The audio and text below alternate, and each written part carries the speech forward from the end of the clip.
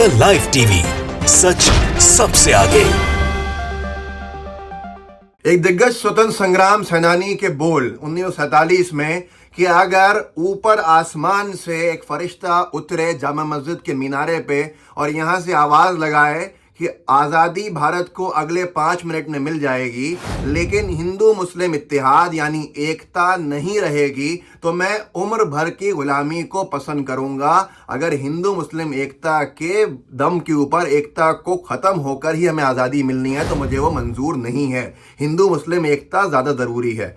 उस शख्स ने जिसने पूरे भारत के अंदर शिक्षा का एक आज़ाद भारत में जाल बिछाया और भारत के पहले शिक्षा मंत्री बनकर ये काम किया। आज़ादी की लड़ाई में सर्वाधिक सालों को जेल में बिताने का काम किया। परिवार आगे नहीं बढ़ा, परिवार को परिवार नहीं समझा, जिंदगी झोंक के रख दी। 10 साल कांग्रेस के सदर रहे, अध्यक्ष रहे मौलाना आज़ाद।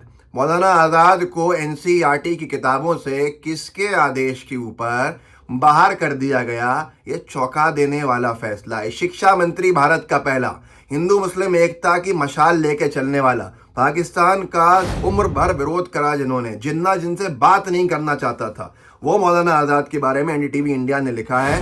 एनसीईआरटी की 11वीं क्लास के सिलेबस से मौलाना अबुल कलाम आज़ाद का जिक्र हटा। इसके आगे जो लोगों ने लिखा है नीचे, ये वो ध्रुवीकरण की राजनीति है और ये वो अपने अनभक्तों को खुश करने का काम है। इतिहास के साथ बीजेपी की सरकार में जो छेड़छाड़ हो रहा है उसका जीता जागता प्रमाण है, निंदनीय है। शिक्षा मंत्री भारत के पहले तस्वीरें गायब की गई स्कूल कॉलेजेस से उनकी, और अब उनका नाम एनसीईआरटी की किताबों से गायब किया जा रहा है कि बच्चे उनका नाम नहीं पढ़े। लोगों ने नीचे लिखा, अरसलान लिखते हैं गोडसे और सावरकर ऐड होंगे। निहाल लिखते हैं कुछ दिन बाद गोडसे की वीरता पढ़ाई जाएगी। रविंद्र कुमार ने लिखा, एजुकेशन मिनिस्टर को ही गायब कर दिया। सूरज लिखते हैं जनता फिर भी बेशर्मी से सब देख रही है। चिन्मय राउत लिखते हैं कुछ दिन बाद अब्दुल गफ्फार खान वाला पार्ट भी हट जाएगा। योगेश शुक्ला लिखते हैं कि अकबर महान या श्री महाराणा प्रताप महान। दिल्ली वाला लिखते हैं कि गवार लोगों, अनिल नाम है इनका, भट्ट अनिल, गवार लोगों और जिनके पास डिग्री ना हो वह ऐसे ही किताब का वजन हल्का करेंगे।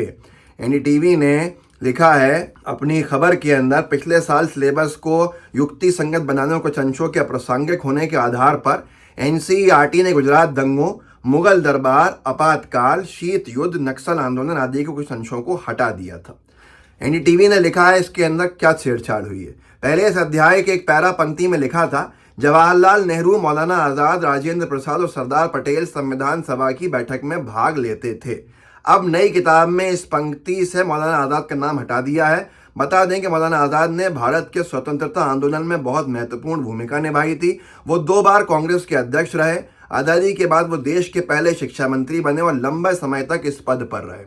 उनका नाम इसमें से हटा दिया गया, मतलब अब ये पढ़ा जाएगा जवाहरलाल नेहरू, राजेंद्र प्रसाद और सरदार पटेल संविधान सभा की बैठक में भाग लेते थे। मौलाना आज़ाद का नाम बीच में से हटा के आपको लगता है कि आप मौलाना आज़ाद के अस्तित्व खत्म कर देंगे, ये बड़ा विषय तो है ही, लेकिन एक स्वतंत्रता संग्राम सेनानी का इस तरह से अपमान करना ये बीजेपी की सरकार में ही संभव है। एनडीटीवी ने अपने फुटनोट में लिखा है इस पूरे के पूरे मामले में कि गौरतलब है कि पिछले वर्ष मौलाना आज़ाद फेलोशिप को अल्पसंख्यक मंत्रालय ने रोक दिया था। मौलाना आज़ाद साहब के नाम के ऊपर जो फेलोशिप प्रोग्राम चलता था उसको अल्पसंख्यक मंत्रालय ने रोक दिया। उसके बाद बहुत हंगामा हुआ, लेकिन बेगैरती बेशर्मी कही है कि उसको तो नहीं किया वापस शुरू। साथ में अब अगले साल जब आया तो एनसीईआरटी के चैप्टर से मौलाना आज़ाद का नाम हटा दिया गया। इसको त्रुटि बताता है शिक्षा विभाग, जो मुझे हैरानी होती है। एनसीईआरटी की नए शैक्षणिक सत्र के लिए 12वीं कक्षा की राजनीतिक विज्ञान के सिलेबस में अब और आगे की सुनिए। महात्मा गांधी की मौत का देश की सांप्रदायिक स्थिति पर प्रभाव। गांधी की हिंदू मुस्लिम एकता की अवधारणा ने हिंदू कट्टरपंथियों को उकसाया और राष्ट्रीय स्वयंसेवक संघ जैसे संगठनों पर कुछ समय के लिए प्रतिबंध सहित कई विषयों से संबंधित अंश नहीं है। अब ये नहीं पढ़ाया जाएगा कि गांधी जी की हत्या से जो सांप्रदायिक स्थिति पर देश के प्रभाव पड़ा था उसके बारे में नहीं पढ़ाएंगे, ताकि लोग पढ़े ही नहीं कि गोडसे ने क्या किया, उसके बाद क्या हुआ। ये नहीं पढ़ाया जाएगा कि कैसे गांधी जी जो हिंदू मुस्लिम एकता की बात करते थे उससे हार्ड लाइनर्स को उकसाया गया, ये नहीं पढ़ाया जाएगा। तो इतिहास बदल जाएगा क्या? ये गूगल का दौर है। रवीश कुमार साहब ने बहुत अच्छा कहा, ये गूगल का दौर है। किताबों में चीज़ें बदल के आप क्या समझते हो, बदल दोगे क्या? उसके साथ साथ हैरानी की बात यह है कि जो किताब में इतिहास की जिक्र है कि आरएसएस जो संगठन है, राष्ट्रीय स्वयंसेवक संघ, उस पर कुछ वक्त के लिए प्रतिबंध लगा था, ये भी अब नहीं पढ़ाया जाएगा। इतिहास के साथ ये छेड़छाड़ है, और अगर नहीं है तो आप खुद बता दीजिए कि ये क्या है। सबसे बड़ी बात यह है कि ये बीजेपी की सरकार ने इतिहास बनाने का काम तो नहीं किया, लेकिन इतिहास बदलने के लिए ये हर वक्त आगे रहे। इतिहास के अंदर सबसे पहला लोगों को लगा था कि हस्तक्षेप है, मुगल क्योंकि मुसलमान हैं उनको हटाया जा रहा है, उनके इतिहास को हटाया जा रहा है कि लोग नहीं पढ़ें। अकबर महान के इतिहास को, जो हिंदू मुस्लिम एकता की मिसाल रहा, उसके इतिहास को हटाया जा रहा था। लेकिन अब बात गांधी जी पर भी आ गई, अब बात आरएसएस की अपनी धुलाई के ऊपर आ गई कि वॉशिंग मशीन में डल जाओ, मौका अच्छा है, यहाँ धुल जाओ। आज़ाद साहब, मौलाना आज़ाद एक तरह से पर्याय हैं, एक तरह से वो सिनोनिम है इस चीज़ के। उनको अगर जाना जाता है तो हिंदू मुस्लिम एकता के लिए जाना जाता है। इतना बड़ा स्टेटमेंट आज़ादी को लेकर देने वाले, जिन्होंने अपनी ज़िंदगी लगा दी आज़ादी की लड़ाई में, और उन्होंने ये स्टेटमेंट देखते हुए दिया जब पाकिस्तान बन रहा था, मौलाना आज़ाद साहब ने, कि आसमान से फरिश्ता आए, जामा मस्जिद के मीनारे पे आके रुके और ये कहे कि अगले 5 मिनट में भारत आज़ाद हो जाएगा, आज़ादी मिल जाएगी, स्वराज मिल जाएगा, लेकिन हिंदू मुस्लिम एकता नहीं रहेगी तो मैं उम्र भर की, ज़िंदगी भर की ग़ुलामी को पसंद करूँगा, लेकिन हिंदू मुस्लिम एकता ना रहे ये मुझे बर्दाश्त नहीं है।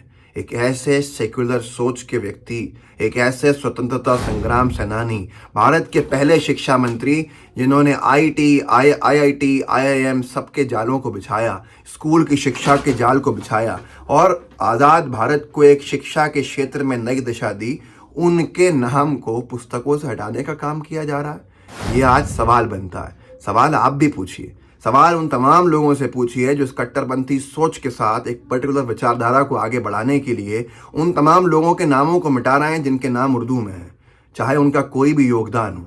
आपको बहुत सारे ऐसे नाम इतिहास में नहीं मिलेंगे जिन्होंने आज़ादी की लड़ाई को लड़ा, चाहे वो अब्दुल्ला सिंधी हो, मौलाना अब्दुल्ला सिंधी हो, चाहे वो मौलाना हुसैन अहमद मदनी हो, चाहे वो हसरत मोहानी हो। इन सब का तो एक तरफ सोच लीजिए, लेकिन भारत के पहले शिक्षा मंत्री, उनका भी नाम हटाया जा रहा है। चौंका देने वाली बात तो नहीं है, क्योंकि यही नया नॉर्मल है और अब ये सामान्य सी बात है कि इस तरह की कृत्य करने को त्रुटि बता बता के करते रहने का काम ही इस पॉलिटिकल पार्टी का बन गया है। इस वीडियो को आगे बढ़ाइएगा, व्हाट्सएप ग्रुप्स होंगे उनमें शेयर कीजिएगा, आपके जो साथी हैं उन तक पहुंचाइएगा और बताइएगा कि कैसे इतिहास के साथ छेड़छाड़ अब ज़्यादा हो रही है और ये ज़्यादती है। लाइव टीवी को सब्सक्राइब भी कीजिए, बेल आइकन भी दबाइए, अपने साथियों से भी कहिए कि वो भी जुड़ें और आगे भी इसको बढ़ाएं। जय हिंद, जय भारत। द लाइव टीवी, सच सबसे आगे।